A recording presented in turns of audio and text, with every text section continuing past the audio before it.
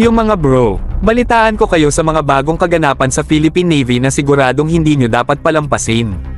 Kaya heto na, magsiksikan na at simulan na natin. Una sa lahat, nagpapalakas ng loob ang Philippine Navy sa pagpaplano na hindi lang magtayo ng 15, kundi 28 na bagong Forward Operating Bases, FOBs. Bakit biglang nadagdagan?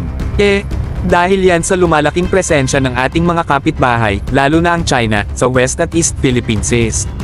Ang proposal ay iniharap ng Philippine Navy bilang bahagi ng mga pagdinig sa Senado ukol sa Philippine Navy Archipelagic Defense Act na iniakda ni Senator Francis Tolentino noong 2022. Layunin ng panukalang batas na ito na itatag ang mga FOB bilang mga estratehikong outpost upang palakasin ang ating kakayahan sa pangangalaga sa karagatan.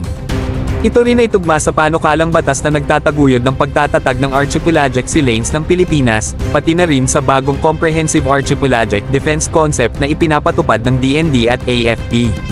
Ang mga FOB ay maaaring nakabase sa lupa ngunit may mga insidente na kung saan ginamit din ng Philippine Navy ang mga retiradong oil rig tulad ng Nido at Maitenlock oil rigs sa West Philippine Sea.